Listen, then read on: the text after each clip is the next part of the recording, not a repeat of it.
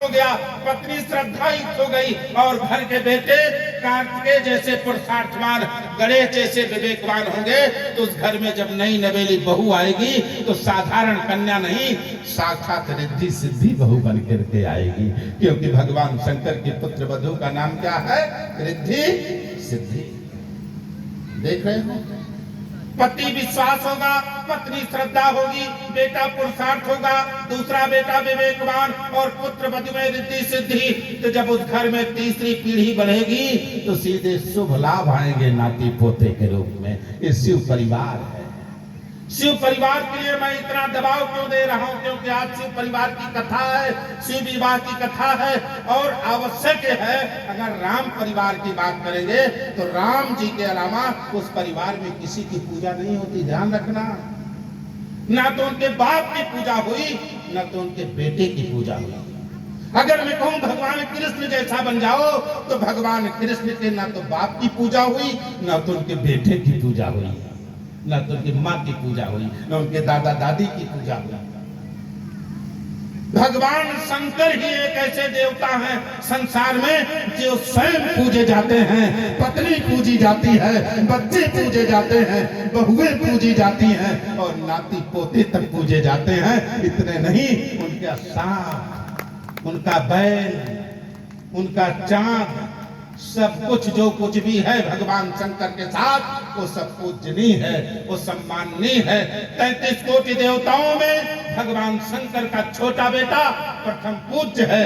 गणेश की पहली पूजा और सारे नाथों के शंकर भगवान विश्वनाथ हैं, सारे देवता के भगवान शंकर महादेव हैं। यानी छोटा बेटा राष्ट्र का अध्यक्ष और स्वयं पूरे विश्व के अध्यक्ष बने बैठे हैं बाबा विश्वनाथ। ऐसा परिवार हमारा हो जाएगा, समाज में सम्मानीय होता रहेगा, पूजनीय होता रहेगा। ये कथा अपने जीवन में उतरे और आप सारे लोग अपनी ऊर्जा के साथ, आपका सहयोग जो है वो तो है, लेकिन नाथ हैं, रिश्तेदार हैं, बंधु हैं, बांधव हैं, उनको फोन करके बताओ हमारे गांव में ऐसे एक सनातनी वैदिक गुरुकुलम की स्थापना, हमारे गांव का ही बालक इतना बड़ा परिकल्पना कर बैठा है। हम सभी लोग उसमें लग करके और इस सपने को साकार करें। मैं आपको निश्चित विश्वास दिलाता हूं, जिस दिन सनातनी वैदिक गुरुकुलम खुलेगा तो केवल एक गुरुकुलम, एक संस्कारशाला और पाठशाला ही नहीं होगी, एक ऐसा विकास का केंद्र बनेगा जहां से बहुत सारे मार्ग अपने आप उत्पन्न होंगे। इन्हीं मंगल कामनाओं के साथ आप सभी का आवाहन करते हुए आप सभी का मंगल कल्याण हो। बहुत बहुत साधुवाद, धन्यवाद। महाराज श्री के चरणों में बारंबार नमन प्रणाम। और आइए हम सभी लोग शिव और पार्वती के विवाह महामहोत्सव की पावन कथा में प्रवेश करें। कुछ क्षण भगवान नाम संकीर्तन, फिर कथा में चले। हरे राम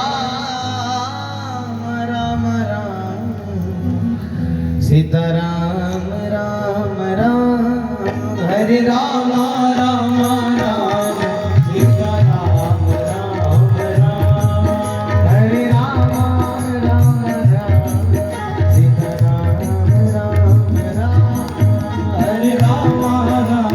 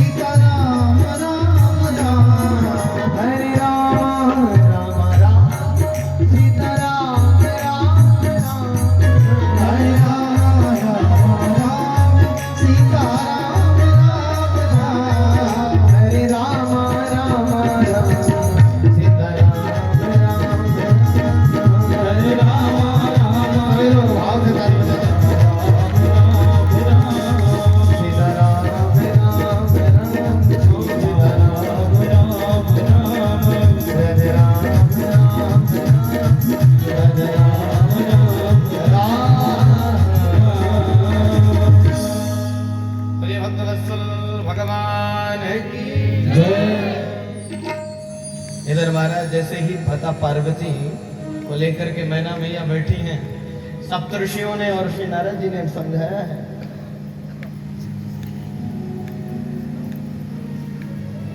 और जैसे ही समझाया, दोनों ने मिल करके, सभी लोगों ने मिल करके, इधर जितने भी भोलेनाथ के बाराती, तो ये महान खुराफाती, ये सब वहां से गए और पहुंचे कहां? सीधा ये सीधा पहुंच गए वहां पर जहां भोजन बनाया जा रहा था, रसोईया में, रसोई घर में पहुंच गए।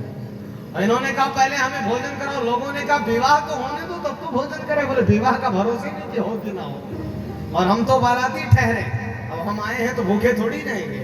और तुम्हारे महाराज का विवाह होगा कि नहीं, तुम्हारे राजकुमारी का विवाह होगा नहीं, उसका भरोसा क्या है? पहले हमें भोजन करे। भोजन करने के लिए सारे बैठे, और भोजन करने के लिए सारे के सारे लोग बैठे। महाराज सभी लोग बैठे तो को मुखहीन विपुल मुख का हो, पत्तल परोसने वाला जैसे ही आगे बढ़ा तो आगे पहला बाराती जो मिला वो मुखहीन। मुखहीन का मतलब समझे, मुख ही नहीं है। हम मुखहीन बाराती देख करके सोचे कि पत्तल रखूं कि ना रखूं, रखूं कि ना रखूं, रखूं कि ना रखूं। आगे बढ़ रहा था, आवाज आई कहां जा रहे हो, खबरदार इधर भी रखो। एक पत्तल रखा, आगे बढ़े तो विपुल मुख का हो, बहुत मुख। अभी इनके साथ क्या करें, कई पत्तल रखे। ऐसी स्थिति महाराज। और भोलेनाथ को तो परिवार ही ऐसा है। भोलेनाथ के परिवार में मुख का बड़ा झमेला है। हाँ, बड़ी प्यारी पंक्ति है ये कि काहे ना मांगत भीख मेरे, घर में नहीं कहूँ अधेला। जो मुख एक तो पूरे परे, मुख ही मुख को घर माही झमेला। अगर एक मुख होता किसी के तो समझ में आता, यहाँ तो सबके पास कई मुख हैं। कैसे कई मुख हैं? बोले शीस छड़े सहसानन है, शीस पर सहसानन सर, हजारों मुख वाले। और किसी ने कहा गोद में कौन है? और गोद गजानन बैठ तबेला। लंबोदरम परम सुंदर मेघ दंतम, गोद में बैठे हैं श्री गणेश जी महाराज, जिनका पेट ही भारी है। किसी ने कहा महाराज इनके पिताजी के कितने मुख हैं? तो पिताजी कौन? बोले ब्रह्मा जी। ब्रह्मा जी के कितने मुख? कितने मुख हैं ब्रह्मा जी के? हैं? तीन है ना? चार। ब्रह्मा जी के 4 मुख हैं। पुष्कर कोई दर्शन करने गया है क्या कभी? राजस्थान, जहाँ ब्रह्मा जी का एक मंदिर है, वहां आप देखे होंगे 4 मुख हैं। 3 मुख सामने से दिखाई पड़ते हैं और चौथा मुख पीछे दर्पण लगा हुआ है, उसमें दिखाई पड़ता है। एक मुख पीछे है ब्रह्मा जी का। तो चतुरानन बाप। और किसी ने कहा भोलेनाथ के कितने मुख हैं? कितने मुख हैं भोलेनाथ के? भोले पंचानन राजा, चतुरानन बाप, पचानन आप। और कार्तिकेय जी के कितने मुख हैं? चतुरानन बाप, पचानन आप, सदानन पूत। और एक चेला है भगवान भोलेनाथ का, वो भी महान है। उसके कितने मुख हैं? सबसे ज्यादा मुख्य चेला कौन है? रावण। कितने मुख? 10। चतुरानन बाप, पचानन आप, सदानन पूत, दसानन चेला। जो मुख एक तो पूरे परे, मुख ही मुख को घर माही झमेला। इतने मुख हैं। इस तरह से महाराज बाराती तो पहुंच गए खाने पीने के लिए। और इधर जब मैया को समझाया गया तो विवाह की तैयारी करती हैं, वैदिक विद्वान गण आए हैं और विवाह करने के लिए सभी लोग पधारे। हमारे यहाँ भी झांकी तैयार है। हम निवेदन करेंगे कि भोज बामन भोलेनाथ और माता पार्वती की झांकी को लाया जाए। आप सभी लोग दर्शन करें, उत्सव मनाएं, फिर भोजन प्रसाद पाकर ही सभी लोग अपने घर जाएंगे। हम सभी लोग स्वागत करते हैं। मुझे महाराज श्री कह रहे हैं कि भोलेनाथ के लिए गद्दी खाली कर दें।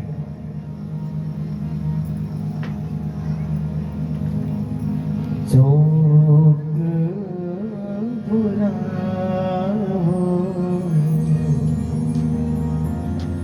माटी